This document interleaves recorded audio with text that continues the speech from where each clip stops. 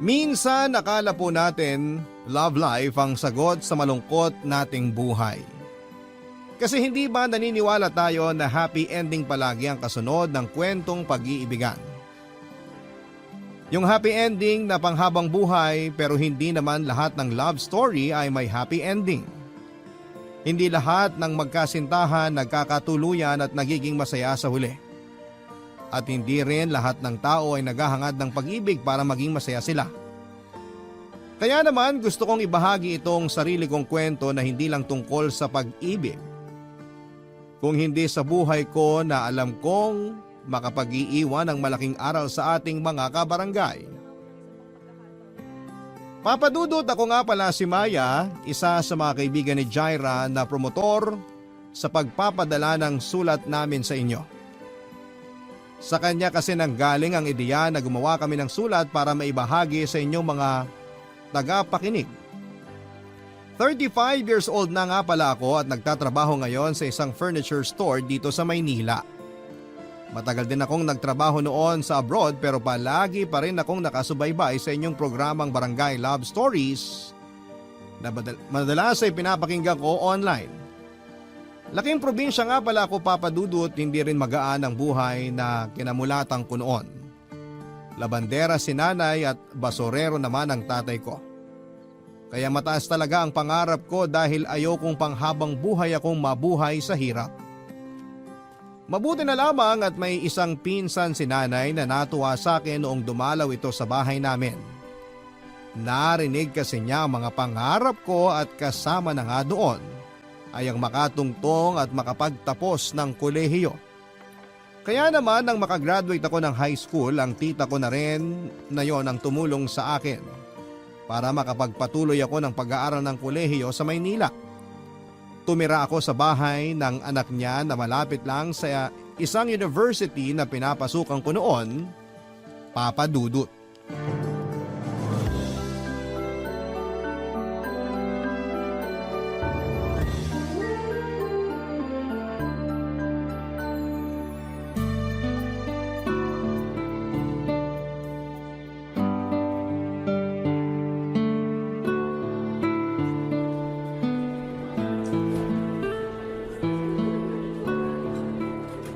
Grabe, nagugutom na ako. Kaya lang, sakto na lang napamasahe itong pera ko. Sa bahay na lang siguro ako kakain para hindi ko na magastos to. Kaya lang, kumakalam na talaga yung sikmura ko eh. Medyo nahihilo na rin ako. Makapaglakad nga muna para makaupo ako dun sa bandaron.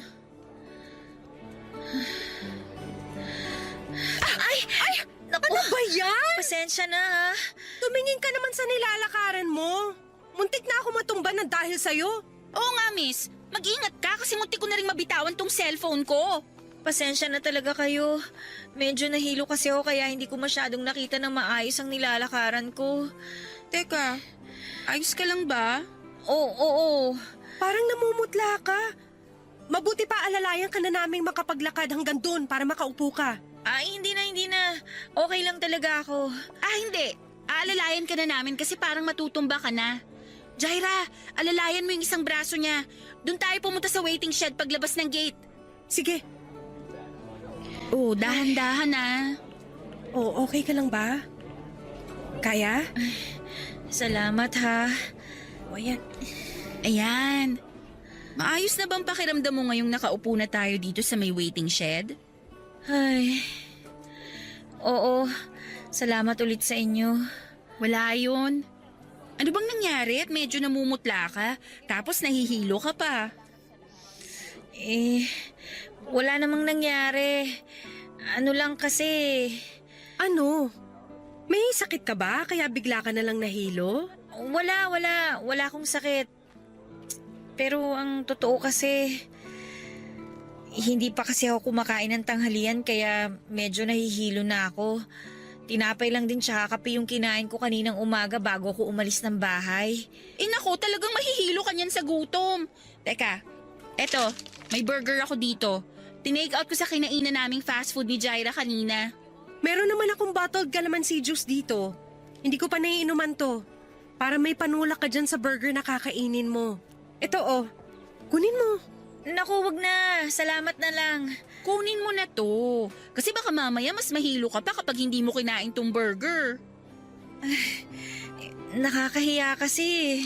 Ano ka ba? Huwag kang mahiya. Wala ka namang ginagawang masama. Kunin mo na to. Sige, salamat ha. Ako nga pala si Jaira. Ito naman si Phoebe. Maya ang pangalan ko. Uy, salamat ulit dito sa binigay niyo sa akin ni Phoebe ha. Wala yun. Ang mahalaga, maging okay na ang pakiramdam mo. Kainin mo na yung burger. Sige.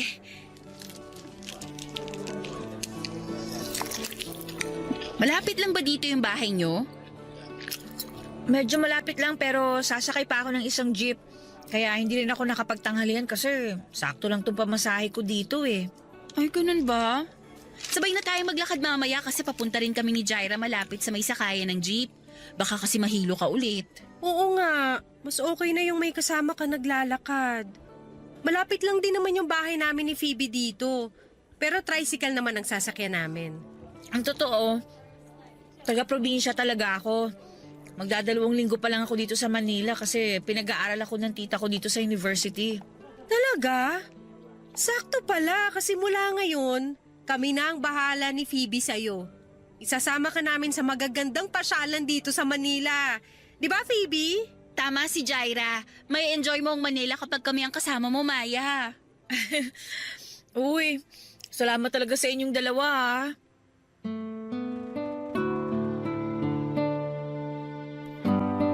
Papadudod sina Phoebe at Jaira ang una kong naging mga kaibigan noong nasa kolehiyo pa ako. Masasabi ko na maswerte ako na nakilala ko sila kasi nang dahil sa kanila, madali akong nakapag-adjust sa buhay dito sa Maynila. Karamihan naman kasi sa mga probinsyana na kagaya ko ay mahiyain talaga sa umpisa kasi pakaramdam namin ay hindi kami belong sa isang lugar na kagaya ng Maynila. Pero nang dahil sa mga kaibigan ko na sina Phoebe at Jaira ay naramdaman ko na pantay-pantay lang ang mga tao anuman ang estado nila sa buhay. Kahit kasi may kaya sa buhay ang dalawang kaibigan ko ay palagi nilang pinaparamdam sa akin na hindi ako iba sa kanila. Sinasama nila ako sa mga lakad nila at ang pinakapaborito kong ang ginagawa namin ay yung pagwi-window shopping at pagtambay sa mall. Sila ang naging dahilan kung bakit naging masaya ang buhay college ko hanggang sa makatapos na kami sa kolehiyo. Papadudot nang makatapos ako ng pag-aaral ay doon ko na-realize na hindi pala talaga madali ang buhay dahil hindi rin kaagad ako nakakuha ng trabaho na gusto ko. At para makatulong na ako sa pamilya ko sa probinsya ay pinasok ko na ang pagtatrabaho sa isang department store. Mabuti na lang at magkasama kami ni Phoebe noon sa isang apartment kaya kahit papaano ay nakakatipid ako sa mga gastusin. Nang mga panahong ding yon ay naging bahagi ng barkada namin sina Juno, Mark at Apollo. Nang dahil sa mga kaibigan ko kahit papaano ay hindi ako nalulungkot kahit malayo ako sa pamilya ko. Kasi sila na mismo ang naging pamilya ko sa Maynila. Wala kami halos tinatago sa isa't isa maliban na lamang sa isang bagay. Papadudod sigurado ako na magugulat ang ilan sa mga kaibigan ko sa parteng ito ng sulat ko kasi ngayon lang nila malalaman ang tungkol sa naging lihim na relasyon namin ng isa sa mga barkada namin. Walang iba kung hindi si Mark. Bago pa lamang siya sa grupo noon nang mapansin ko ang mga kakaibang tingin na ginagawa niya sa akin. Siyempre ayokong mahaluan ng mali siya at masira ang magandang friendship ng barkada. Kaya hindi ko yon masyadong pinansin noong una. Hanggang sa pasimple na nga akong pinormahan ni Mark. Madalas siyang nagtitext at tumatawag sa akin kapag alam niya na hindi ko kasama ang barkada. At madalas din kaming lumalabas na kaming dalawa lamang ang magkasama. Hanggang sa nauwi na nga sa lihim na relasyon ang lahat sa amin ni Mark, papadudot.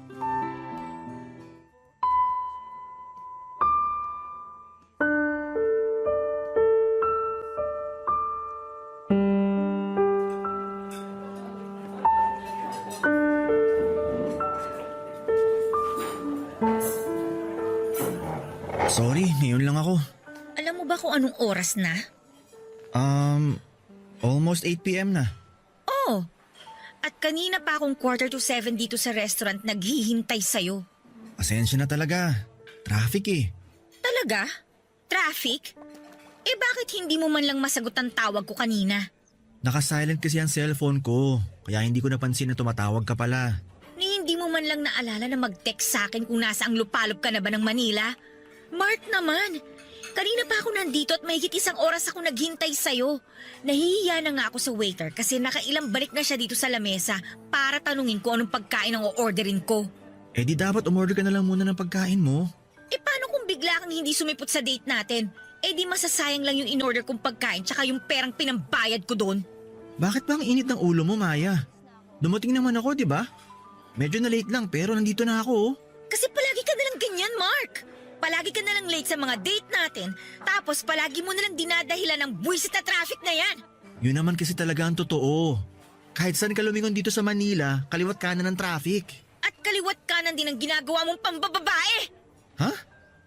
Ano ba yung sinasabi mo? Alam mo kung anong tinutukoy ko? Mark, alam ko naman eh. Hindi lang ako ang babaeng dinedate mo. Bakit hindi mo aminin sa akin ngayon? Hindi ka na late dahil sa traffic? Na-late ka dahil galing ka pa sa date nyo nung isang girlfriend mo. Oh, pinagbibintangan mo na naman ako. Hindi kita pinagbibintangan dahil si Jaira mismo nagsabi sa akin na kung sino-sino raw babae ang pinopormahan mo sa opisina ninyo. Gusto ko na nga sabihin sa kanyang tungkol sa atin eh. Pero pinigilan ko lang talaga yung sarili ko kasi ayoko may makaalam sa barkada ng tungkol sa relasyon nating dalawa. O ngayon, sabihin mo sa akin na gumagawa pa rin ako ng kwento tungkol sa pambababae mo. Wala lang naman kasi yun. Mga kaopisina ko lang naman na babae yun. Madalas lang kaming nagbibiruan. Nakakabiruan o nakakalandian? Kasi magkaiba ang ibig sabihin ng dalawang yon. Minsan na nga lang tayo magkasama ng ganito, mag-aaway pa talaga tayo. Paano nga tayo magkikita ng madalas kung marami kaming babae na naghahati sa oras mo? Alam mo, sa totoo lang, nakakapagod na yung ganitong setup, Mark. Ano naman gusto mo mangyari? Tapusin ang relasyon natin na to? Oo, siguro. Alam ko naman kasi na hindi ka rin seryoso sa kung anong meron tayong dalawa. Rin? Ibig sabihin pala, sa umpisa pa lang hindi ka na seryoso sa akin? Ay, wag na tayong maglokohan, Mark. Alam ko naman na naghahanap ka lang ng pampalipas oras nung mga panahon na nagkakilala tayo. Aminin ko, ganun din naman ako eh. Na-miss ko yung pakiramdam na may boyfriend at nakakasama hindi lang sa ganitong date, kung hindi pati na rin sa kama. Pero habang tumatagal, lumalabo lang kung anumang meron sa ating dalawa. Kaya ang mabuti pa, tapusin na natin to para hindi na tayo nagsasayang ng oras.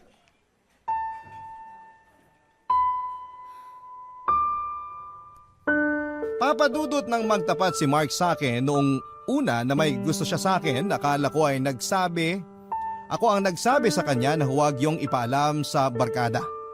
Ayoko kasi na magkaroon ng ilangan ng bawat isa sa amin, kaya naman ang maging kami ay pareho na naming naging desisyon na ilihim na lamang din ang lahat sa kanila. Ewan ko ba, pero pakiramdam ko kasi noong umpisa pa lamang ay hindi naman kami masyadong seryoso talaga ni Mark noon. Oo, attracted kami sa isa't isa pero ramdam ko na dahil lang yon sa pisikal na itsura namin. Guwapo kasi si Mark, matangkad at mistiso pa. Hindi naman sa pagmamayabang pero masasabi ko rin na ako naman ang pinakamaganda sa amin nina Jaira at Phoebe. Kaya nga ako rin ang nagkaroon ng pinakamaraming ex-boyfriend sa aming tatlo. Kaya lang papadudot mula nang maging kami ni Mark ay parang doon na namin unti-unting mas nakilala ang isa't isa. Doon din namin na-realize na marami kaming bagay na hindi na pagkakasunduan. At magkaiba rin talaga ang ugali naming dalawa. Kumbaga naging trial and error lang ang relasyon namin, kaya madali para sa amin ang tapusin yon. Nasaktan din naman ako pero hindi ganon kalalim. Alam ko na ganon din si Mark, kaya hindi kami nahirapan na ibalik paunti-unti ang friendship na nasimula naming dalawa. Mas naging close pa nga kami pero sa point na alam naming hanggang good friendship na lamang talaga ang kaya naming ibigay sa isa't isa.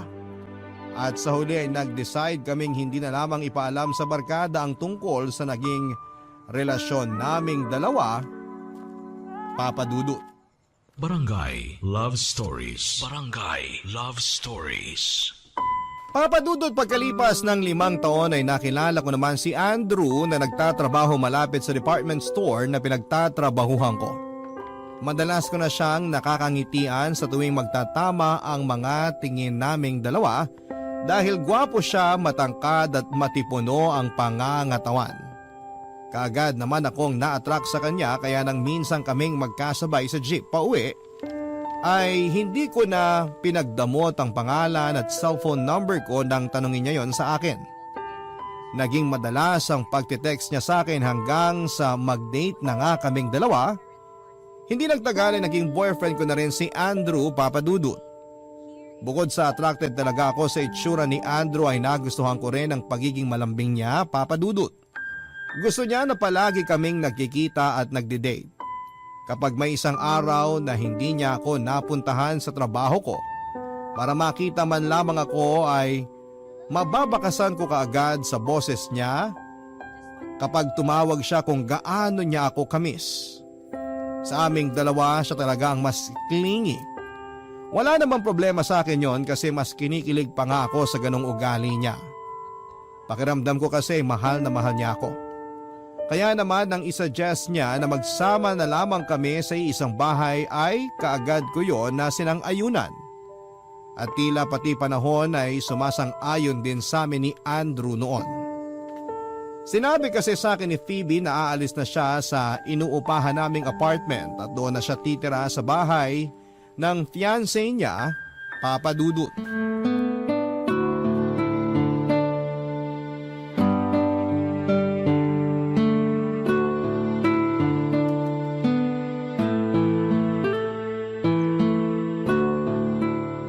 Sandali, may nakalimutan pa ba akong ilagay dito sa maleta ko?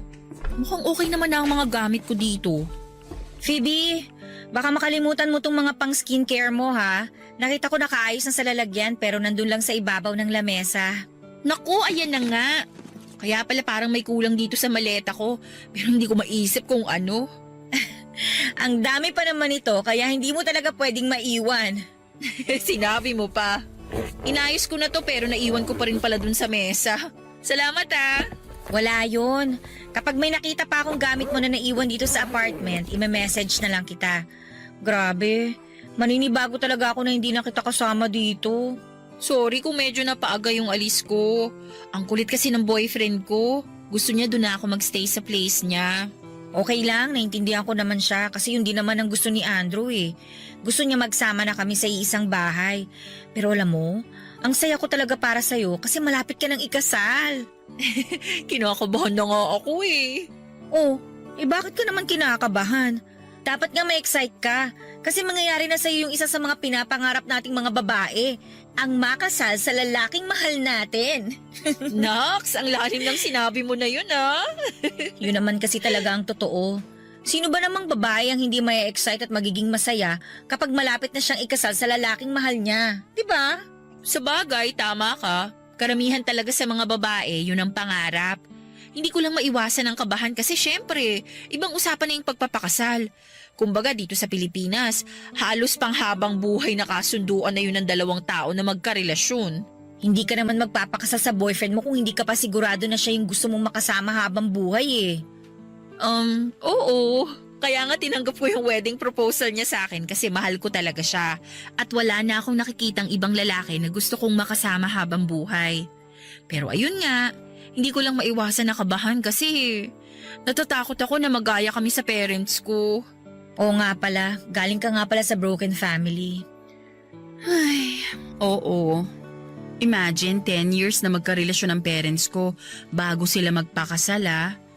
At kung kailan may mga anak na sila, saka pa naghiwalay. Bakit nga sila naghiwalay nun? Nagkaroon kasi ng ibang babae si Daddy. Pinatawad siya ni Mommy pero inulit niya ng inulit ang pambababae niya. Mabuti nga natauhan na si Mommy kasi kahit ako, ayoko nang nakikita siyang umiiyak dahil lang sa ginagawang kalokohan ni Daddy. At yun sana ang ayokong mangyari sa amin ng fiancé ko. Ayokong mauwi lang sa hiwalayan ng pagsasama naming dalawa. Hindi mangyayari yan, Phoebe. Iba ang daddy mo sa fiancé mo. Kaya sigurado ako na magiging mas maayos ang pagsasama niyong dalawa. Sana nga, Maya. Ikaw ba? Kailan niyo balak magpakasal ni Andrew? Nako, matagal pa yun. Bakit naman? Kasi hindi ka pa niya inaalok ng kasal? Kahit alokin niya ako ng kasal, baka tanggihan ko lang din yun. Wala pa kasi talaga sa plano ko yun eh. Alam mo naman na malaki pa yung responsibilidad ko sa pamilya ko. Tsaka, kailangan ko silang unahin kaysa sa pansariling kaligayahan ko. Okay lang ba kay Andrew na hindi muna kayo magpakasal? Feeling ko naman okay lang sa kanya. Kasi hindi naman namin napag-uusapan yung tungkol sa kasal eh. At saka bago ko siya sinagot noon, sinabi ko sa kanya na marami akong responsibilidad sa buhay. Hindi ko siya pwedeng gawin na #1 priority ko. Ayos lang naman daw sa kanya yon.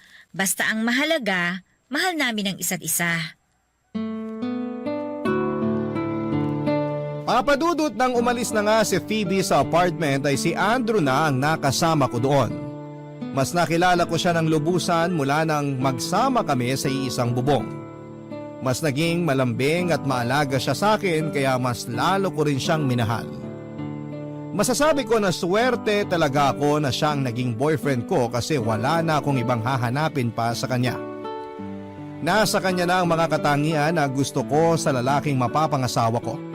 Pero syempre papadudot hindi pwede na palaging masaya ang isang relasyon. Lahat naman tayo ay dumadaan sa mga pagsubok. At nangyari din yon sa akin nang ma-stroke ang tatay ko at maospital. Naging maayos naman ang kalagayan niya sa huli kaya lang ay nagkaroon siya ng maraming maintenance na gamot. Kaya kinailangan kong magdagdag ng isa pang trabaho para madagdagan din ang pinapadala kong pera sa probinsya. Bukod sa pagiging crew sa isang fast food chain, ay nag-part-time din ako bilang promo girl sa mga iba't ibang mall na malapit sa apartment namin. Binuhos ko talaga ang oras ko sa pagtatrabaho dahil kailangan ko ng pera. At yon ang naging simula ng madalas naming pagtatalo ng partner kong si Andrew. Dahil palagi niyang sinusumbat sa akin na wala na raw akong oras sa kanya at sa relasyon naming dalawa, papadudot.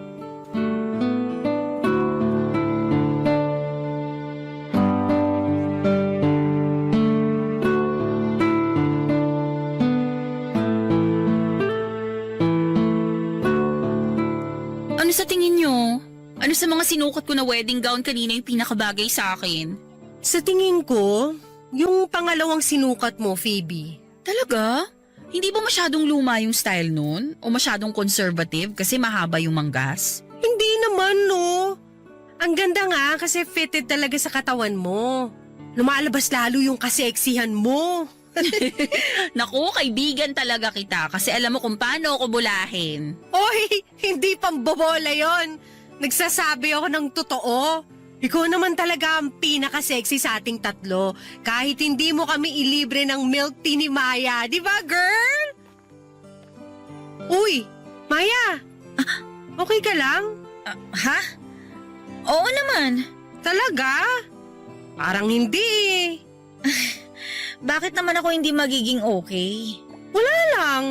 Para kasing kanina ka patahimik. Oo nga, naubos na nga ni Jaira yung nilibre ko sa inyo na milk tea.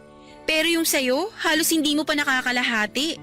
Saka, kanina pa ako nagtatanong kung ano sa mga wedding gown na sinukat ko kanina, yung tingin niyo na pinakabagay sa akin. Hindi ka man lang nagko-comment. Naku, sorry. Ano lang, may iniisip lang ako. Tungkol ba yan sa trabaho? Sana sinabi mo na hindi ka pwede ngayon para ni-reschedule ko na lang yung pagsusukat ng gown ko. Naka-off ako ngayon sa 2 trabaho ko, kaya okay lang na sumama ako ngayon dito sa lakad natin. Ano ba kasi yung iniisip mo? At parang hindi namin maramdaman na kasama ka namin ngayon. Wala yon, hindi naman masyadong importante. Hindi importante? O ayaw mo lang i-share sa amin ni Jaira na tungkol na naman yan kay Andrew?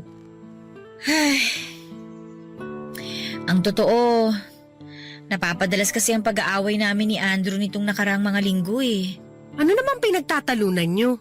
Yung kagaya pa rin ng dati. Naiinis siya kasi wala na akong oras para sa kanya. Kaya siya palagi raw ako nasa trabaho. Kung nasa bahay man ako, palagi akong tulog. Naiinis siya kasi hindi na raw kami nagkakasabay na kumain sa lamesa. Kahit magkape man lang daw, hindi niya ako nakakasama.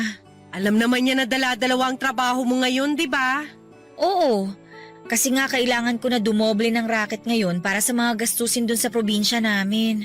Eh di dapat maintindihan ni Andrew kung bakit halos wala ka ng time para sa kanya. Hindi naman kasi biro yung dumoble kayod ka sa trabaho.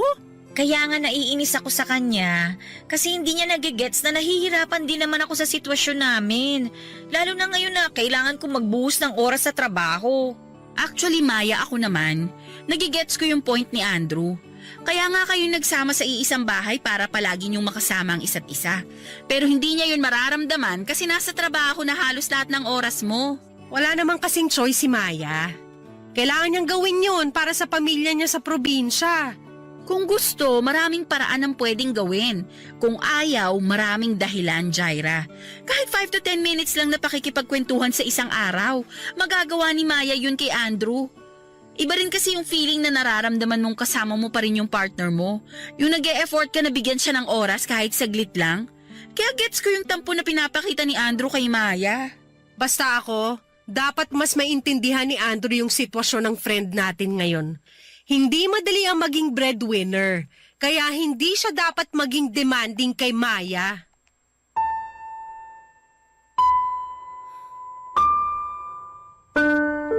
Papa Dudut, naiintindihan ko naman si Andrew sa tuwing sasabihin niya sa akin na hindi na niya maramdaman na magkasama kami sa iisang bahay. Kasi nga ay palagi akong nasa trabaho noon. Kung nasa bahay man ako ay tulog lamang ang ginagawa ko para makapagpahinga naman ako. Hindi na kami madalas na nagkakausap, nakakapagkwentuhan o nagkakasabay na kumain sa lamesa. Hindi na namin halos nakakasama ang isa't isa pero sana naman ay maintindihan niya rin. Hindi madali ang pinagdadaanan ko noon lalo na at dumoble kayod ako para sa pamilya ko. Panganay po ako sa 4 na magkakapatid at ng mga panahong yon. Ako rin na nagpapaaral sa mga kapatid ko. Wala na nga ako halos nabibili ng mga gamit para sa sarili ko dahil palagi kong inuuna ang pamilya ko. Palaging sa pagpapadala ng pera sa kanila nauubos ang pinagtatrabahuhan kong pera. Hindi yun madali para sa akin at nahihirapan at nauubos din ako. At ng mga panahong yon ay inaasahan ko na si Andrew ang magpaparamdam sa akin na magpakatatag lamang ako, Papa Dudut. Umaasa ko noon na dadamayan niya ako at susuportahan sa lahat ng ginagawa ko. Lalo na pagdating sa pagtatrabaho pero hindi ganon ang nangyari. Dahil dumagdag pa siya sa bigat ng nararamdaman ko noon, Papa Dudut. Barangay Love Stories. Barangay Love Stories. Papa Dudut, akala ko nung una ay maaayos pa namin ni Andrew ang lahat sa aming dalawa. Baka kasi pagsubok lamang yung mga pagtatalo namin at hindi pagkakaintindihan. Baka darating din ang araw na mas maunawaan namin ang isa't isa at maliliwanagan kami sa mga issue sa relasyon namin. Kaya lang habang tumatagal, mas lumalala ang pagtatalo naming dalawa. Kung hindi kami nagpapansinan sa apartment, nag-aaway naman kaming dalawa. At ang palaging sinusumbat ni Andrew ay yung oras na hindi ko maibigay sa kanya o sa relasyon namin. Ang dating tuloy sa akin noon ay masyado siyang nagiging selfish sa point na para bang ang gusto niya ay sa kanya na lamang umikot ang mundo ko na hindi naman pwede dahil malaki pa nga ang responsibilidad ko sa pamilya ko. Hindi niya yon naisip kasi hindi naman siya kagaya ko na breadwinner sa pamilya. Sa bandang huli, Papa Dudut, ay natapos din ang relasyon namin ni Andrew. Sobrang nasasakal at nahihirapan ako sa kanya. Lalo na at sumasabay pa siya sa problema ko sa pamilya ko. Kaya naman ako na ang nakipag-break sa kanya, Papa Dudut. Nung una ayaw niyang pumayag pero buo na ang desisyon ko ng mga panahong yon. Wala rin siyang nagawa kung hindi ang tanggapin ang pakikipaghiwalay ko. Para makapag-move on ako kaagad ay pareho kaming umalis ng apartment at tumira ako sa mas maliit at mas mura na paupahan. Akala ko ay mabilis ang magiging moving on process ko pero hindi pala. Dahil pagkalipas lamang ng ilang linggo ay naramdaman ko kaagad na sobrang miss ko na si Andrew. Doon ko po na-realize na totoo ang sinasabi ng iba na malalaman mo ang kahalagahan ng isang tao kapag hindi mo na ito nakakasama. Kasi pakiramdam ko ay mas minahal ko pa si Andrew mula nang maghiwalay kaming dalawa. At dahil nahihirapan ako ng mga panahon na yon ay humingi ako ng payo sa isa sa mga pinaka-close ko sa barkada na si Juno. Tinawagan ko siya at nakipagkita ako sa kanya sa coffee shop. Kaya lang habang naghihintay ako ay tumawag naman sa akin si Mark at humingi ng payo tungkol sa sarili niyang love life. Nagawa ko naman siyang kausapin saglit at bigyan ng payo bago pa dumating si Juno sa coffee shop kung saan ko siya hinihintay, Papa Dudut.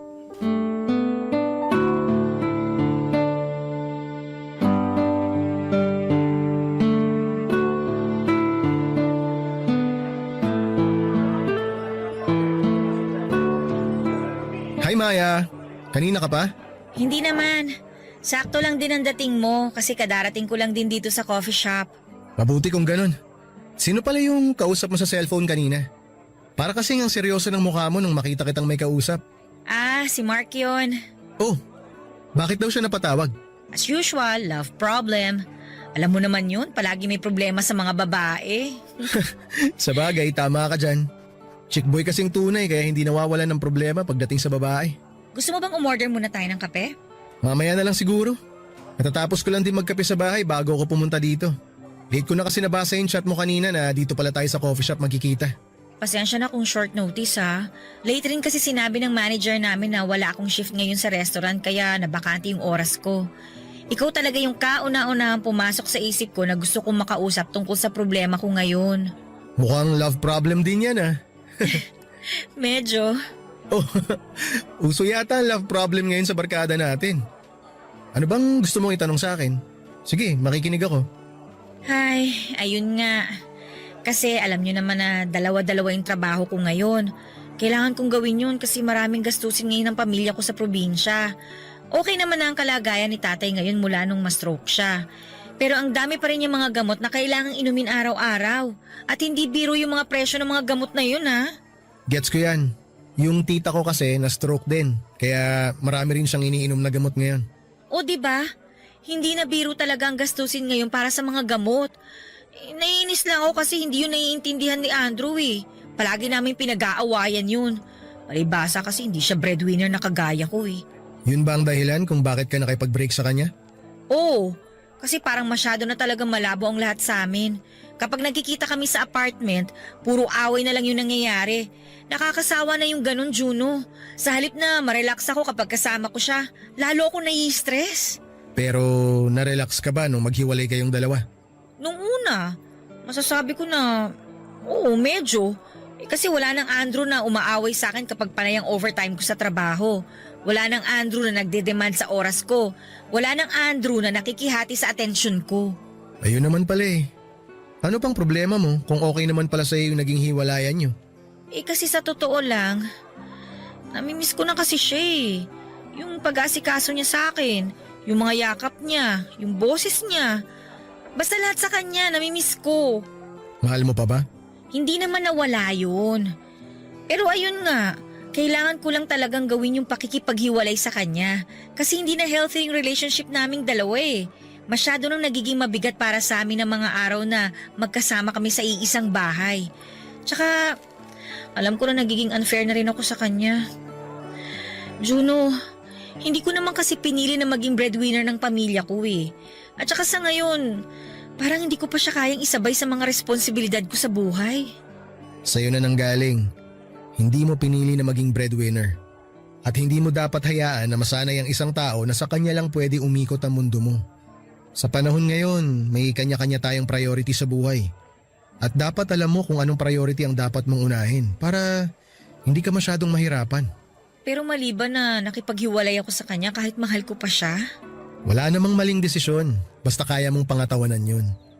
Alam ko Maya na mahirap talaga ang sitwasyon mo ngayon. Pero piliin mo kung sino sa tingin mo ang dapat mong unahin. At kung sino ang tao na dapat mong bitawan para kahit pansamantala, gumaan ang bagahe mo. Masyado nang mabigat ang mga dala mo. Kailangan mo na magbawas ngayon. Tsaka kung sakaling naguguluhan ka sa lahat ng to, ang isipin mo, hindi mo lang ginagawa to para sa pamilya mo. Ginagawa mo rin to para sa sarili mo. Papa Dudut, masasabi ko na si Juno ang pinakamatalino sa barkada namin. Siya rin ang takbuhan ng karamihan sa amin kapag may problema kami. Iba kasing magbigay ng payo si Juno at sobrang gaan niya rin kausap. Yung tipo na hindi kami mahihiyang mag-open ng kahit na anong personal naming problema sa kanya. At kagaya ng inaasahan ko ay nakakuha ako ng matinong payo mula sa kanya. Tama naman kasi ang sinabi niya, may kanya-kanya kaming priority sa buhay na dapat unahin. Hindi pwede na masanay kaming paikutin ang mundo sa iisang tao lamang. Dahil sa bandang huli, kami lang din ni Andrew ang mahihirapan kapag pinagpatuloy namin ang relasyon namin kahit na alam namin na marami kaming hindi na pagkakasunduan. Papadudod, kahit mahirap ay nagsimula akong umusad at kalimutan ang lahat sa relasyon namin ni Andrew. Nag-focus na lamang ako sa pagtatrabaho at pagtulong sa pamilya ko. Pinili ko sila at hindi ko sila kayang pabayaan. Hindi nagtagal ay nakatanggap ako ng job opportunity sa Singapore. May pinsan kasi ako nagtatrabaho doon at sinabi niya na pwede niya akong tulungan na makaalis ng Pilipinas. Wala sa isip ko noong una na maging OFW, pero naisip ko rin na maraming dahilan para hindi ko palampasin ang job opportunity na yon. Hindi lang para sa pamilya ko, kung hindi para na rin sa sarili ko. Kaya naman sa huli nagpasya ako na tanggapin ang trabahong inalok sa akin ng pinsan ko. Malungkot at mabigat talaga sa akin yon, hindi lang dahil sa pamilya ko na matagal kong hindi makikita, kung hindi dahil na rin sa mga kaibigan ko na halos pamilya na ang turing ko. Papadudod, malapit na ang pag-alis ko ng bansa nang magaya si Juno na magkita-kita ang barkada sa mismong araw ng mga puso taong 2018. Nang dumating ako doon, si Phoebe lang ang wala pa ng mga oras na yon. At hindi ko inaasahan ang pakulo na inihanda ni Juno para sa espesyal na araw na yon. Ang tungkol sa time capsule, kung saan ay maglalagay kami ng mga bagay na sumisimbolo sa estado ng buhay namin ng mga panahon na yon. Habang pinapaliwanag yun ni Juno ay natatahimik na lamang ako habang nag-iisip kung ano bang dapat na ilagay ko doon. Binuksan, kinapa ko ang bulsa ko, binuksan ko ang bag ko at sinilip ko ang laman ng wallet ko. Doon ko nakita ang bagay na gusto kong ilagay sa time capsule na babalikan namin ang mga kaibigan ko pagkalipas ng ilang taon, Papa Dudut.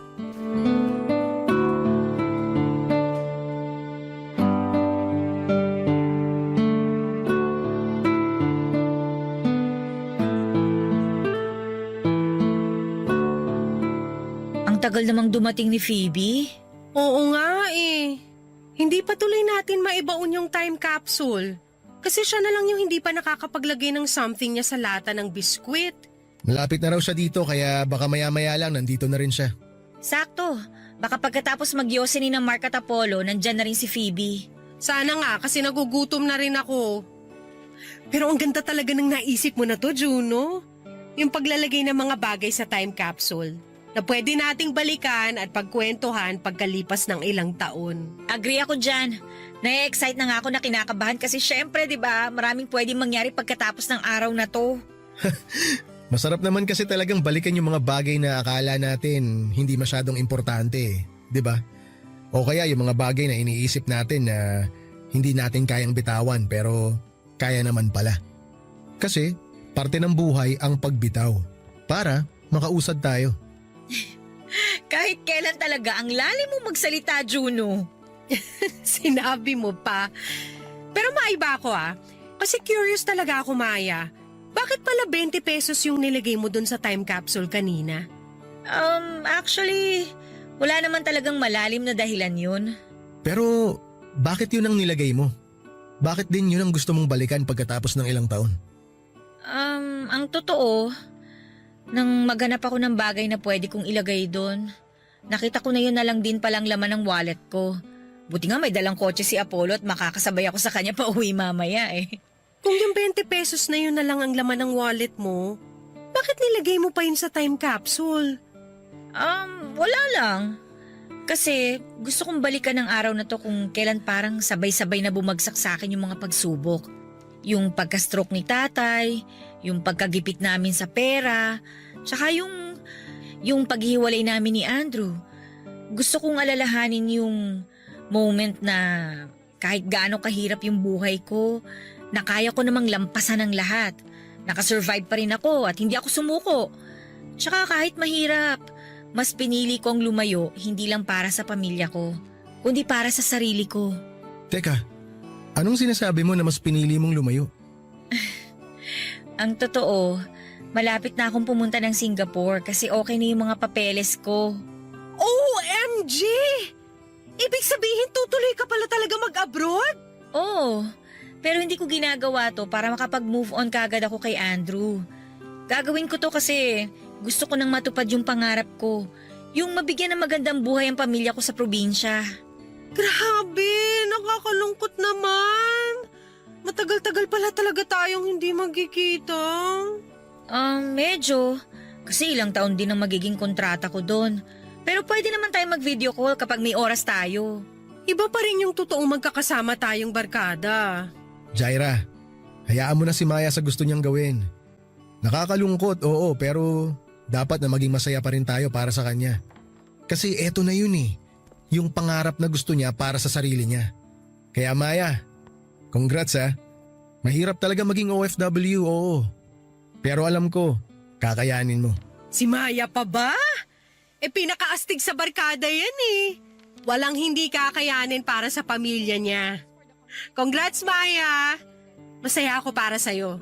At sigurado magiging masaya rin ang buong barkada mamaya kapag nalaman nila to. Kasi kagaya ng sinabi ni Juno, ito na yung hinihintay mong katuparan ng mga pangarap mo. Salamat sa inyo guys ha.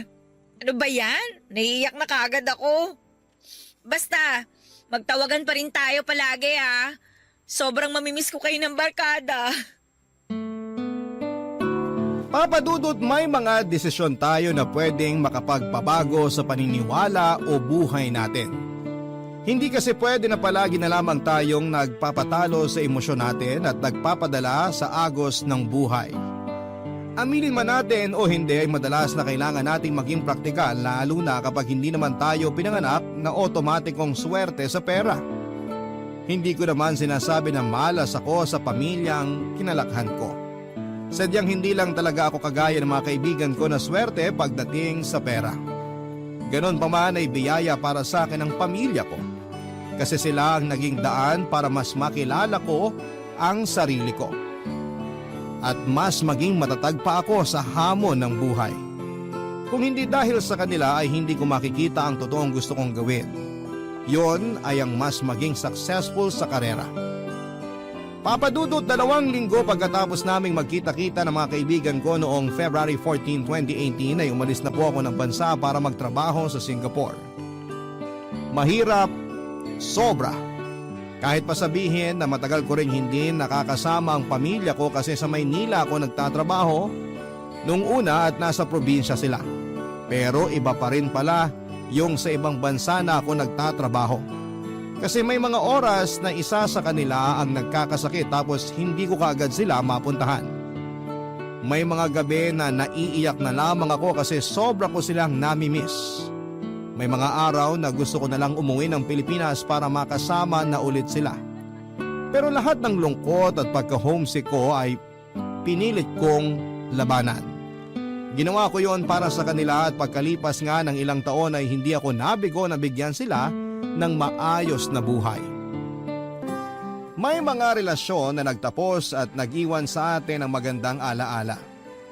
Meron ding relasyon na mahirap balikan dahil sa mapait na karanasang ibinigay nito sa atin.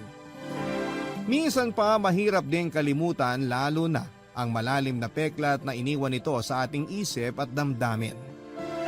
Na pwedeng maging dahilan para matakot tayo na magmahal at magtiwalang muli. Magandang araw sa inyo, Papa Dudu. Tawagin niyo na lamang po ako sa pangalang Elias. 29 years old at nagtatrabaho po bilang loan processor sa isang bangko dito sa Bulacan. Nakilala na rin talaga ako sa opisina namin bilang isang workaholic na tao. Tinutokso pa nga nila ako noon na masyado na raw akong seryoso sa buhay ko. Na dapat daw ay bigyan ko naman ng tamis ang sarili ko dahil baka raw tumanda na akong binata. Ganon talaga siguro kapag alam ng mga taong nakapaligid sa akin na matagal na akong single. Okay naman ako sa ganong setup sa buhay ko, Papa Dudut. Kasi wala akong ibang iniisip kung hindi ang sarili at trabaho ko. Hindi ko inaalala ang mga tao na hindi ko naman kaano-ano. Pero syempre palaging may isa na darating sa buhay natin para baguhin ang pananaw natin. At nangyari yon nang makilala ko si Carol. Bago lamang siya sa opisina namin pero pinsan siya ng isang tenured na kaopisina ko na medyo ka-close ko na rin. Simple lamang po si Carol, Papa Dudut. Maganda at medyo tahimik na babae kaya na-atraka agad ako sa kanya. Ang nakakalungkot lang na nalaman ko tungkol sa kanya ay sinabi ng pinsan niya na may pagka-battered girlfriend daw itong si Carol, Papa Dudut.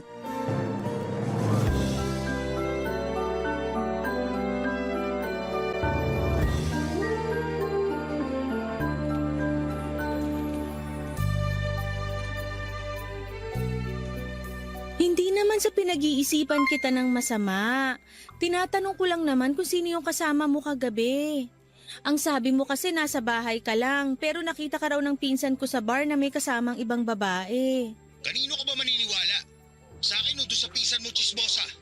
Yan ang hirap sa napakatamang hinala mo. Honey, wag ka namang magalit sa akin. Wala naman talaga akong ibang ibig sabihin. Hindi kita inaaway. Bahala ka sa buhay mo. Magsama kayo ng pinsan mo. Gusto ko lang malaman kung sino yung... Hello? Hello, honey? Gary? Hello? Ay, pinabaan na ako. Hi Carol, Oy, ikaw pala yan, Elias.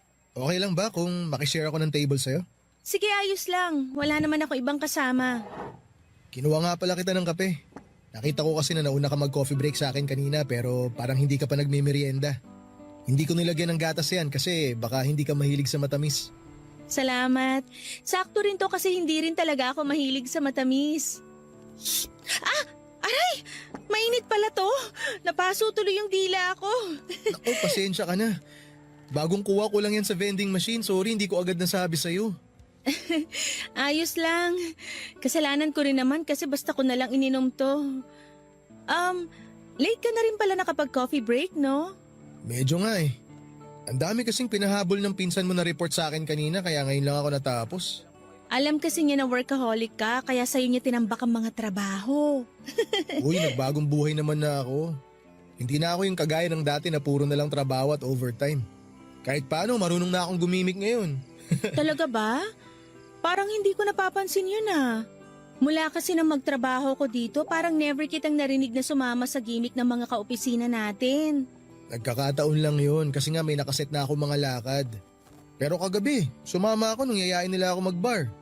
Ikaw nga tong hindi sumama kasi ang sabi mo, gusto mo magpahinga ng maaga. Hindi rin naman kasi ako mahilig gumimik. Saka ayaw din ng boyfriend ko na gumigimik ako. Siya ba yung kausap mo kanina? Oo, si Gary. Gary pala pangalan ng boyfriend mo. Kung di ako nagkakamali, siya yata yung nakita ng pinsan mo kagabi. Ang balita ko, tinawag nga raw ng pinsan mo yung boyfriend mo sa pangalan niya, tapos kinawayan. Kaya lang, hindi pinansin yung pinsan mo. Diretso lang daw na lumabas ng bar yung boyfriend mo. Yun nga rin ang sabi ng pinsan ko sa akin nung makausap niya ako kanina. Nakita niya raw si Gary kagabi sa bar. Alam mo ba na nandun yung boyfriend mo kagabi? O yun yung dahilan kung bakit nag-aaway kayo sa tawag kanina? Grabe, ang pait pala talaga nitong kape, no? Ang tapang, ang lakas makagising ng dugo. Oo, kaya gusto ko talaga ng black coffee.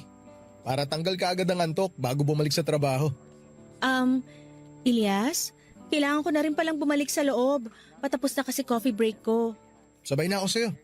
Ubus na rin naman tong kape ko eh. Okay, tara. Papadudot, kahit na hindi ikwento ni Carol ang dahilan ng pag-iyak niya ng mga oras na yon, ay alam ko naman na tungkol yon sa boyfriend niya. Pero dahil ayokong bumigad pa ang nararamdaman niya noon, ay hinayaan ko na lamang na hindi namin pag-usapan ang tungkol doon sa boyfriend niyang si Gary. Sa totoo lang ay naaawa ako noon kay Carol dahil hindi niya deserve ang masaktan ng dahil sa isang lalaki. Oo, hindi ko naman kilala ang boyfriend niya, pero sa ilang buwan na magkatrabaho kami ni Carol ay nakilala ko na kaagad siya bilang mabait na tao. Wala siyang napapabayaan na trabaho at palagi rin siyang nakangiting bumabate sa amin kapag nasa opisina na siya. At kapag may nagbe-birthday sa amin, may binibigay din siya na munting regalo. Ganon ka-sweet na tao si Carol, Papadudut. Judgmental. Pero marami na rin kasing nakwento sa akin ang pinsan ni Carol tungkol kay Gary. Mga hindi magagandang bagay, kaya mas lalo akong naiinis dito. Lalo na nga nang malamang ko na nagkaayos pa rin pala silang dalawa. Pinatawad po ni Carol si Gary kahit nakita ito na may kasamang ibang babae. Nagdahilan lang daw si Gary na katrabaho nito ang babae na pinaniwalaan naman ni Carol para hindi na sila magtalo pa. Naisip ko noon na kung ako lang ang boyfriend ni Carol ay hindi ko siya hahayaang masaktan at umiyak sa relasyon naming dalawa. Pero dahil alam ko na hindi ko pa kayang umiksena sa buhay niya, dahil may karelasyon na siya ay nakontento na lamang ako bilang isang kaibigan. Sakto naman na magkatabi lamang ang workstation namin kaya may oras na nakapagkwekwentuhan kaming dalawa. At dahil doon ay unti-unti na rin kaming naging close na dalawa ni Carol, Papadudut.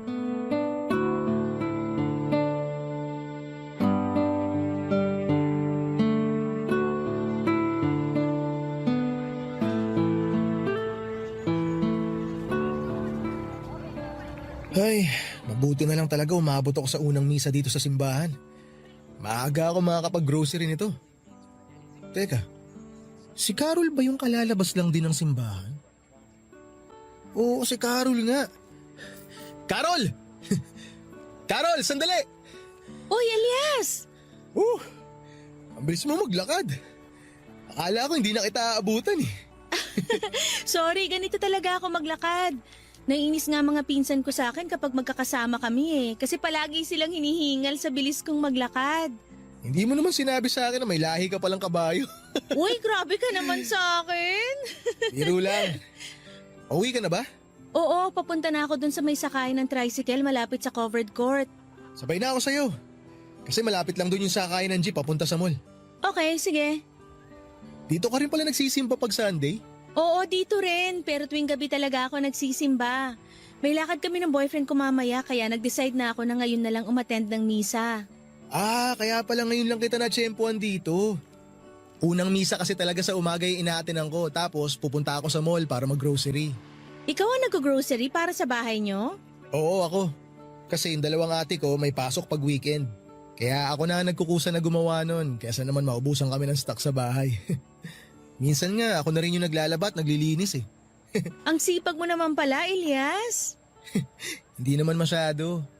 Ayoko lang kasi na medyo makalat sa bahay kaya nagkukusa na ako. Carol! Honey, anong ginagawa mo dito? Ano ba sa tingin mo? Eh di sinusundo ka. Akala ko sa bahay na tayo magkikita. Maaga natapos yung lakad ko kanina. Bakit ba parang gulat na gulat ka? Hindi naman sa ganon. Akala ko lang hindi mo ako masusundo ngayon. Ay, oo nga pala. Si Elias, katrabaho ko. Elias, si Gary, boyfriend ko. Kumusta pare? Ayos lang. Sige, kailangan na naming umalis ng girlfriend ko. Halika na, Carol. Elias, una na kami ha. Ingat ka. Okay, sige. Ingat din kayong dalawa. Una na ako sa inyo. Sabi ng halika na eh. Aray, wag mo naman akong hilahin, Gary. Ang bagal mo kasi maglakad. Eto na nga, binibilisan ko na. Bitawan mo na lang ang kamay ko. Nasasaktan na ako sa paghawak mo sa akin. Nahihirapan tuloy ako maglakad. Huwag ka na nga umarte dyan. Ang dayo pa sinasabi. Ano, nataranta ka? Nahuli kitang may kasamang ibang lalaki. Ha? Landi mo ring leche ka no?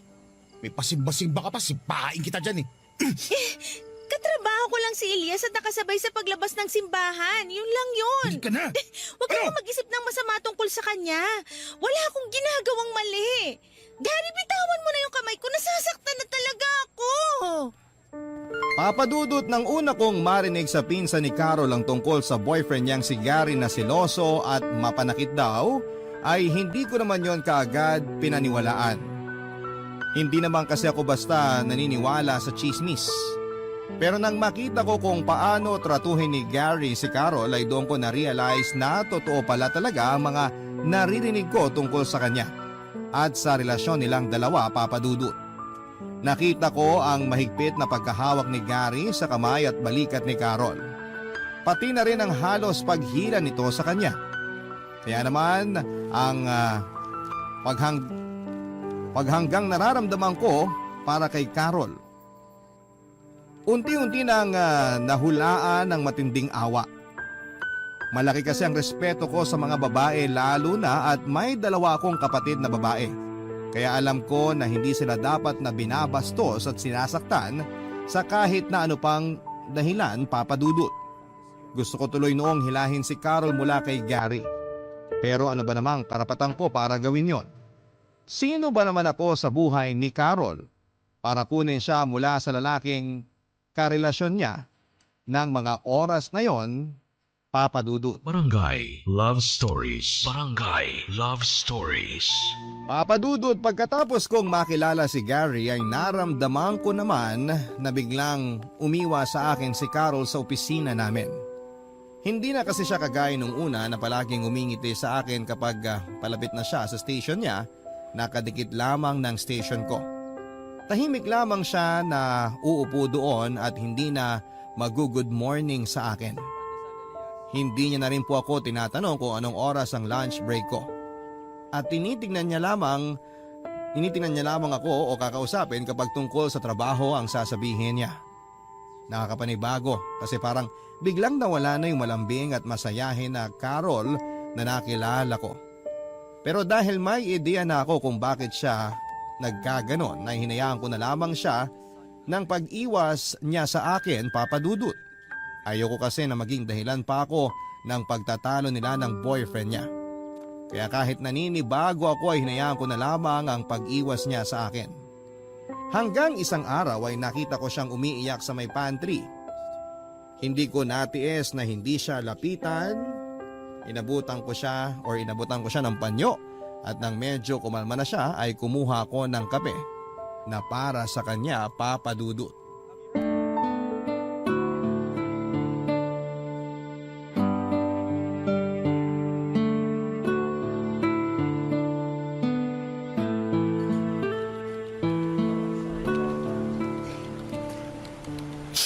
Carol, etong kape oh. Salamat. Hindi ko muna sasoli itong panyo mo kasi basa na ng sipon at luha ko, Elias. Ano ka ba? Okay lang.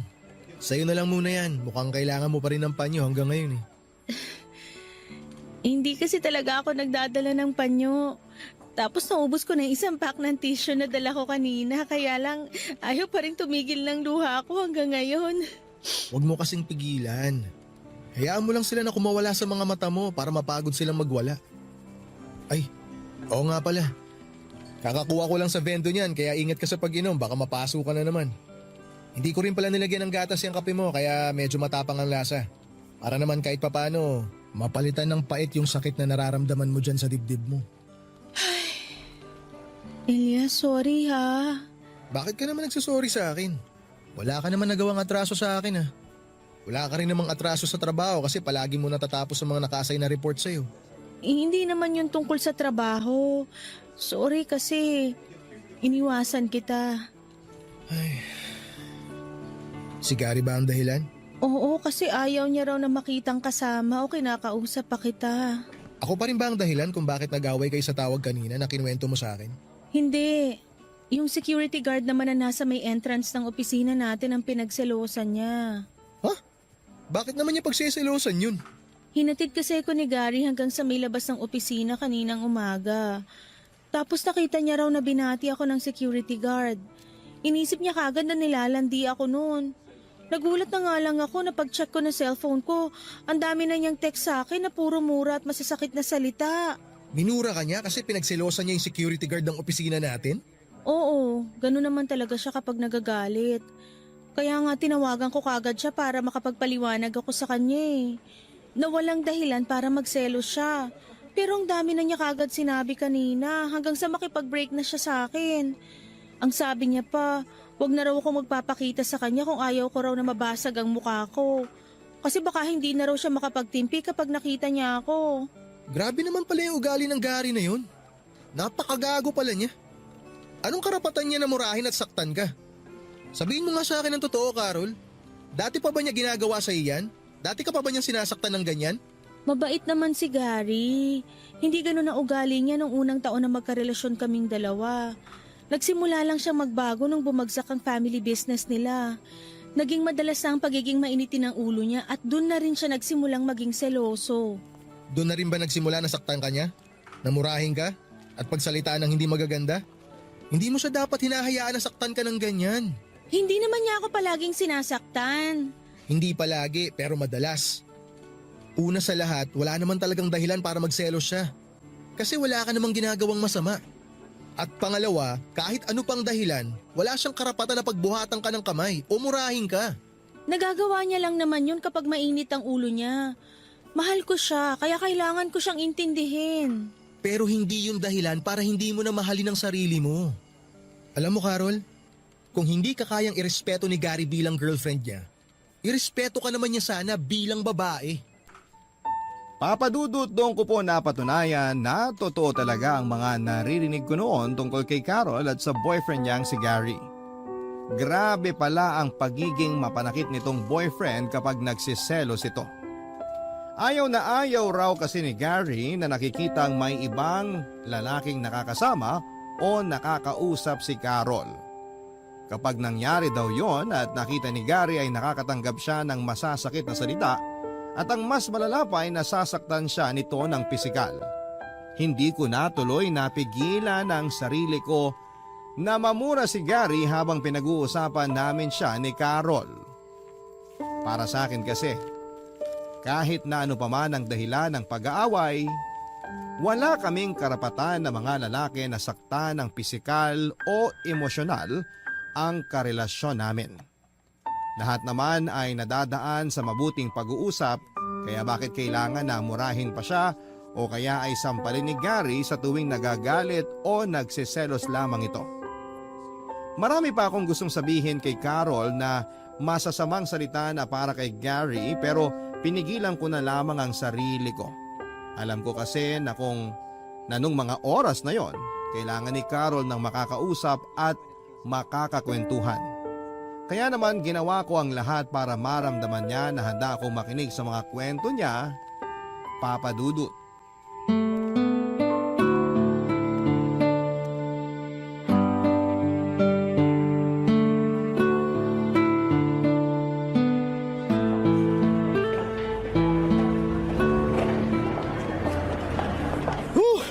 Sa wakas, makakauwi rin na maaga. Mabuti na lang wala sa mood na magpa-overtime kanina supervisor natin. Sakto nga kasi wala rin ako sa mood mag-overtime sa totoo lang. Himala, hindi ka na yata madalas nagpapakalunod sa trabaho. Sabi ko naman sa'yo, di ba, nagbagong buhay na ako. Di na ako yung dating workaholic na Ilyas na katrabaho mo. Halata nga kasi palagi kang excited kapag end of shift na. Napansin mo rin pala yon? Oh, nga pala, bakit hindi mo kasabay pinsan mo ngayon? May date kasi sila ng boyfriend niya. Ayoko namang maging third wheel kaya sinabi ko na mauuna na lang akong umuwi sa kanya. Sa bagay, boring talaga maging third wheel eh. Teka, wala ka naman sundo, di ba? Sabay ka na sa akin umuwi. Sakto, dala ko yung auto ko. Tara. Hindi na, makakaabala pa ako sa'yo. Ano ka ba? Hindi ka abala. Tsaka hindi naman out of the way yung lugar nyo pa uwi sa bahay namin eh. Natid ko na kayo ng pinsan mo dati dun. Kaya alam ko na yung papunta sa inyo. Malapit lang yun sa amin, hindi ka hassle, maniwala ka. Pumayag ka na, hatid na kita. Sige na nga, para makatipid na rin ako ng pamasahe. Carol, hindi nga ako nagkamali. Kayo talaga ng lalaking yan. Gary? O ano? Nagulat ka na naman na nakita ko kayo magkasama? Ano? Aalis kayo? Magche-check-in kayo? Ano? Papalaway ka dito? Ha? Teka pare, mali ka nang iniisip. Wala kaming relasyon ni Carol. Tumahimik ka dyan, ha? Problema namin to ng girlfriend ko kaya huwag kang makialam. Girlfriend? Anong pinagsasabi mo? Di ba nung isang linggo lang nakipag-break ka na sa kanya? Elias, tama na. Ako nang bahala makipag-usap kay Gary. Sige na, umalis ka na. Alam mo ikaw, napaalad di mo talagang babae ka. Hindi ka marunong makontento sa isang lalaki. Mali nga kasi ang iniisip mo, Gary. Mali? Talaga? Kahit kitang-kita na ng dalawang mata ko na magkasama kayong dalawa? Magkasabay kaming lumabas ng opisina dahil sabay ding natapos yung shift namin sa trabaho. Pwede ba? Huwag mo nang bilugin ang ulo ko. Hindi ako tanga para maniwala dyan sa mga kasinungalingan mo. Hindi nga ako nagsisinungaling. Sinabi na tumahimik ka na. Aray! Napakagago mo talaga, Gary! Bakit mo sinampal si Carol? Elias! Ano? Tama na! Lumabang ka! Huwag mo nasaktan si Gary! Carol, anong huwag saktan? Hayaan mo na nasampalin ka ng tarantadong to? Gary, ayos ka lang ba? Halika, tutulungan kitang tumayo. Bitiwan mo ako, malandi ka! Huwag mo akong hawakan! Gary! Mali kasi ang iniisip mo! Wala talaga kaming relasyon ni Elias. Ikaw ang mahal ko! Maniwala ka naman sa akin! Hindi na ako maniniwala sa'yo! Napaalandi mong babae ka! Ayoko na talagang makita yung pagmumukha mo! Diyan ka na! Magsama kayo! Gary, sandali! Mag-usap naman muna tayo. Maniwala ka naman sa sinasabi ko! Gary! Please! Carol! Huwag mo nang habulin yung gago na yun! Bitiwan mo ako, Elias! Kailangan ko sundan si Gary! Kailangan namin mag-usap! Ano ka ba naman? Wala ka na ba talagang natitirang respeto sa sarili mo? Maawa ka naman sa pagkatao mo! Walang kwentang lalaki yun kaya hindi mo siya dapat hinahabol! Kung hindi ka niya talaga kayang respetuhin, bigyan mo naman sana ng respeto ang sarili mo! Huwag mong hayaan na sinasaktan at binabastos ka ng hayop na yon!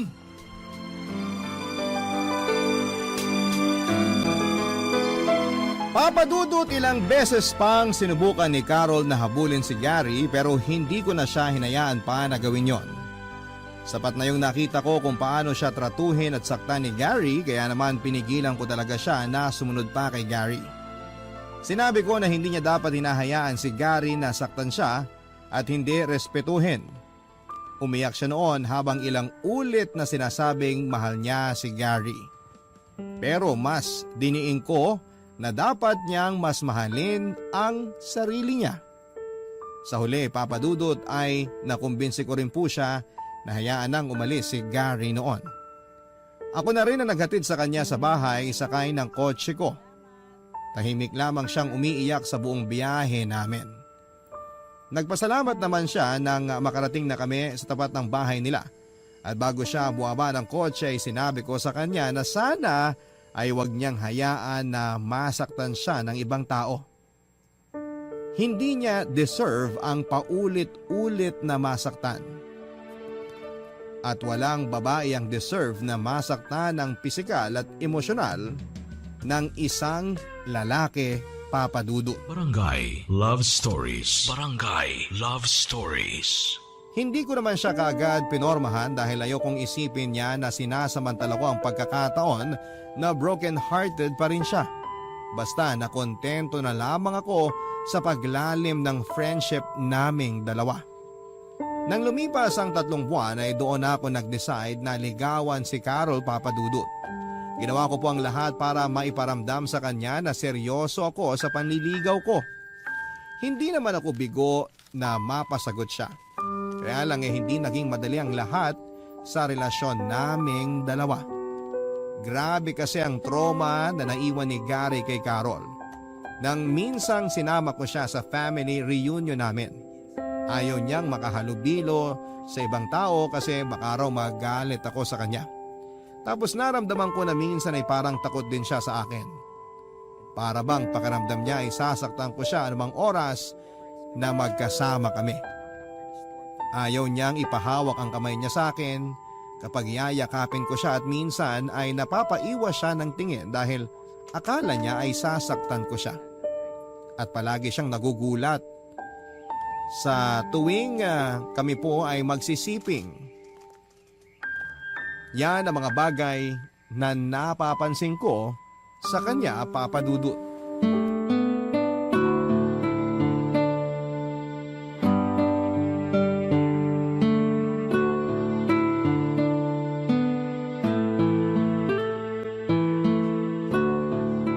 Hello, babe. Nakauwi ka na? Oo babe, kararating ko lang dito sa bahay. Parang medyo na traffic ka yata ah. Medyo nga eh, kasi may banggaan dun sa isang kalsada na nadaanan ko. Doon talaga ako medyo nagtagal kanina. Sabi ko naman sa'yo, dapat hindi mo na ako hinatid pa uwi dito sa bahay namin. Nahirapan ka pa tuloy makauwi. Eh hindi naman pwede yun, kasi sinama kita sa birthday celebration ng lola ko tapos mag-isa kitang pauuwiin. Tsaka hindi naman ako masyadong napagod. Ikaw ba? Nag-enjoy ka ba kanina? Oo naman, kasi kasama kita. Pero sorry babe ha. Oh, bakit ka naman nagsusorry? Kasi kinausap ko yung pinsan mong lalaki. Si Benedict. Nilapitan niya kasi ako dun sa may lamesa nung busy ka makipag-usap sa lola mo. Sinubukan ko naman siyang iwasan kaya lang ang daldal niya masyado. Madaldal talaga yun si Benedict. Sabi nga ng tita ko, pinaglihi daw siya sa puwet ng manok kaya siya madaldal eh. Ha? Hindi ka galit? Huh? Bakit naman ako magagalit? Baka kasi magselos ka dahil kinausap ko siya. Walang issue sa akin kahit kausapin mo pa ang lahat ng pinsan kong lalaki kasi may tiwala naman ako sa'yo. At alam ko na hindi mo sisirain ang tiwala ko. Thank you babe ha. Sige na, ibababa ko na rin tong tawag para makapagpahinga ka na rin. I love you. I love you too, babe. Bye. Etong kape mo, Elias. Oh, Ate Lea, gising ka pa pala. Oo, naglinis ako ng lababo na makauwi ako kanina. Tapos nung narinig kong nakauwi ka na pala ng bahay, naisipan kong magtimpla ng kape kaya pinagtimpla na rin kita. Uy, salamat. Alam mo, pangalawang beses ko palang nakikita yung girlfriend mong si Carol, pero pakiramdam ko magkakasundo kaming dalawa. Talaga? Gusto mo na siya para sa akin? Oo, mukha naman siyang mabait, masyado nga lang tahimik. Tahimik kasi talaga yon. Minsan nga parang takot siya sa tao. Yung tipong medyo mailap. Takot siya sa tao? Anong ibig mong sabihin? Galing kasi sa mapanakit na relasyon si Carol bago ko siya naging girlfriend. Sinasaktan siya ng dati niyang boyfriend lalo na kapag nagsiselos yung guy. Kaya akala niya magagalit ako kapag nakita ko siyang nakikipag-usap sa ibang lalaki. Nakakaawa naman pala siya. Mukhang na-trauma siya sa ex-boyfriend niya. Oo ate. Sa totoo lang ganun din ang tingin ko. Minsan nga nahihirapan na rin ako kasi pakiramdam ko hindi ko makuha yung buong tiwala niya. Para bang kahit sa akin takot din siya eh. Para palang siyang sinanay, no? Nung nabubuhay pa si nanay tapos sinasaktan siya ni tatay kapag nalalasing. Tama ka Ate Lea. Si nanay din talaga yung unang nakita ko kay Carol. Pakiramdam ko nga tayo nung sinasaktan siya ni tatay. Kaya nga ang gusto ko ngayon, bukod sa alisin si Carol mula dun sa anino ng gago niyang ex-boyfriend, mabuo ko ulit yung tiwala niya para sa akin at para rin sa sarili niya. Kaya lang minsan ate, nahihirapan ako na gawin yun. Sobrang hirap palang buuin ng tiwala ng paulit-ulit na winasak ng ibang tao. Seryoso ka naman kay Carol, di ba? Oo naman ate, seryoso ako kay Carol. Sigurado ako na mahal ko na siya bago pa niya ako sagutin. O ayun naman pala eh. Huwag mo siyang sukuan kung ganon. Kasi yung isang kagaya niya na binasag ng paulit-ulit ang tiwala at pagmamahal, kailangan ng isang kagaya mo na handa siyang buuin ulit hanggang sa tuluyan ng mawala yung takot sa dibdib niya. Siguro nga mahirap talaga. Pero kung mahal mo talaga siya, hindi mo susukuan, Elias. Papa Dudut, aaminin ko na noong una ay mas lamang ang awa na nararamdaman ko para kay Carol. Ang gusto ko talaga noon ay alisin siya mula sa isang mapanakit na relasyon. Kagaya ng sinabi ni Ate Lea, ang kwento ng relasyon ni Carol kay Gary kagaya ng kwento ng namayapa naming mga magulang. Noong mga bata pa lamang kami ay madalas naming nakikita si tatay na sinasaktan si nanay, lalo na kapag lasing si tatay. Natigil lamang yon nang mamatay si tatay na sinasaktan si nanay nang dahil po sa sakit sa puso. Pero hanggang sa araw ng libing niya ay nakita ko kung gaano siya kamahal ni nanay dahil sa lakas ng pag-iyak nito. At wala pang isang taon nang lumipas ay si nanay naman ang namatay dahil sa kanyang sakit na asma.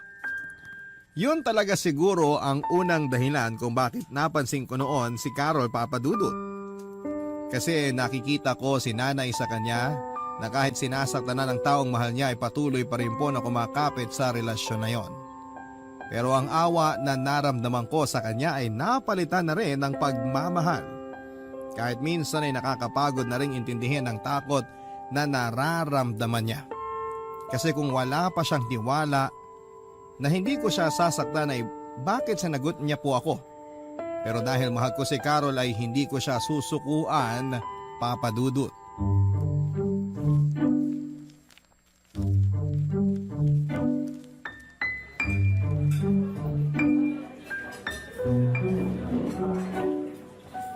Grabe babe, ang dami kong nakain na chicken wings. Ako rin naman eh. Tingnan mo nga tong plato ko, oh. Punong-puno ng mga buto. Hindi naman papatalo tong plato ko. Puno na rin ng mga buto. Oh. Pero babe, ang sarap pala dito sa kainan na to, no? Nag-enjoy ka ba, babe? Oo, sobrang nabusog talaga ako. Tsaka sulit yung 199 natin kasi only chicken wings na. May only rice tsaka bottomless iced tea pa. Mabuti naman at nagustuhan mo dito. Alam mo, matagal na talaga kitang gustong yayain na kumain dito eh. Di lang ako makakuha ng tiyempo. Eh bakit ngayon mo lang ako dinala dito? Eh iniisip ko kasi na hindi mo trip yung mga ganitong kainan kaya hindi kita niyayaya. Alam mo naman kung gaano ako kalakas kumain, di ba? Oo, alam ko talaga kung gaano ka kalakas kumain. Pero hindi halata sa katawan mo, babe. Kasi sobrang sexy mo. Kita mo to, binola pa ako. Pero ayun nga, hindi naman ako mapili sa pagkain, babe.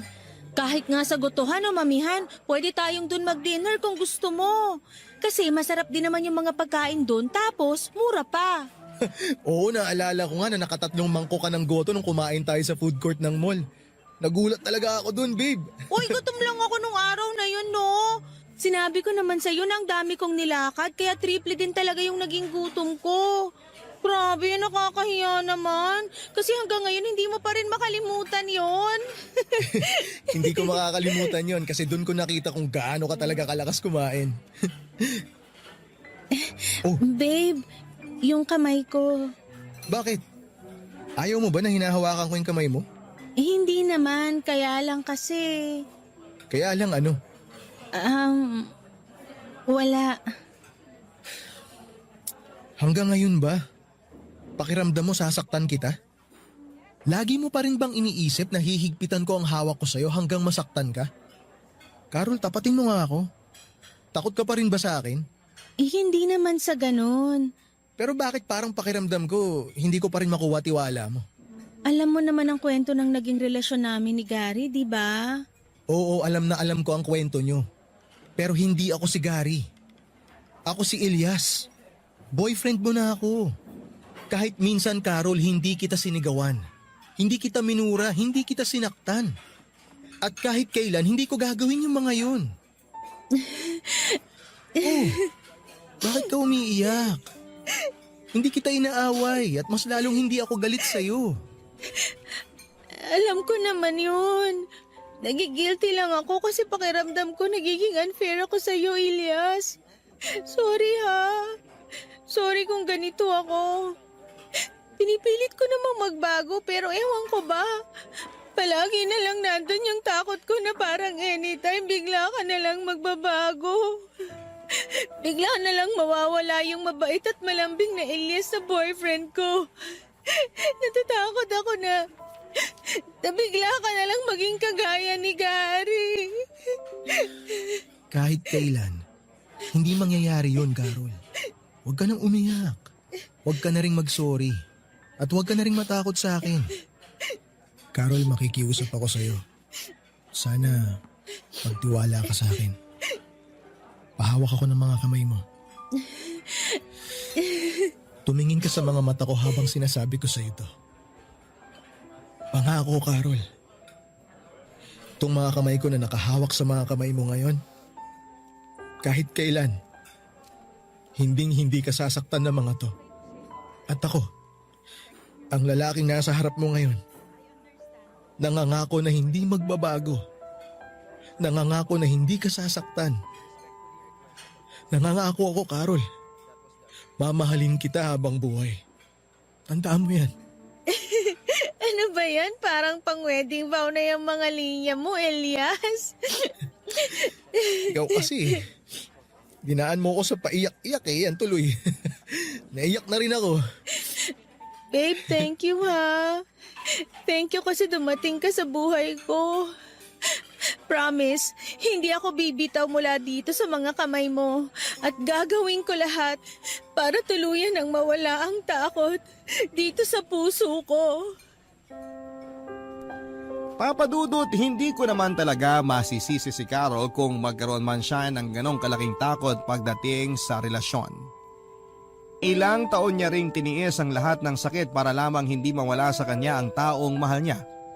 Tapos ay bigla akong darating sa buhay niya at magbibigay ng pagmamahal ko.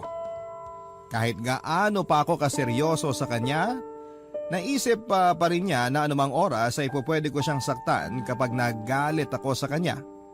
Dahil yon ang nakasanayan niya kay Gary. Pero dahil mahal ko siya, hindi ako sumuko na iparamdam sa kanya ng paulit-ulit na hindi ako kagaya ng ex-boyfriend niya. Hindi ko siya mumurahin, sasampalin o sasaktan sa kahit na anong paraan. Hindi ko rin naman binigla si Carol, Papa Dudut. Ayokong pilitin na makuha kaagad ang tiwala niya. Inunti-unti ko na magawa niya yung maibigay sa kanya ang lahat ng respeto at pagmamahal. Hanggang sa maramdaman ko na nagtatagumpay ako sa gusto kong mangyari. Nagsimula sa nagagawa ko ng hawakan ng kamay niya ng matagal kahit papaano, nayayakap ko na siya ng matagal at nagagawa ko na siyang halikan kahit sa pisngi lang. Pero mas masarap sa pakiramdam kapag siyang gumagawa noon sa akin kasunod ang mga salita kung gaano niya ako kamahal. Hindi nga nagtagal, Papa Dudut, ay nakumbinsi ko rin si Carol na makipag-usap sa isang life coach para mapayuhan siya tungkol sa trauma na nakuha niya mula sa kanyang naging mapanakit na relasyon. Nakita ko na naging malaking tulong yon sa girlfriend ko dahil mas madalas ko na siyang makitang gumingiti at mas naging malambing na rin siya sa akin. At nang makapag-usap kaming dalawa, humingi po siya ng tawa dahil hindi niya raw kaagad na ibigay sa akin ang buong tiwala niya sa umpisa ng relasyon naming dalawa. Sinabi ko naman sa kanya na huwag niya na yung isipin dahil ang mahalaga, yung mas nagagawa na niyang iparamdam sa akin ang pagmamahal niya. Sa ngayon ay magtatatlong taon na ang aming relasyon. At plano ko na rin na alokin siya ng kasal sa taon na ito.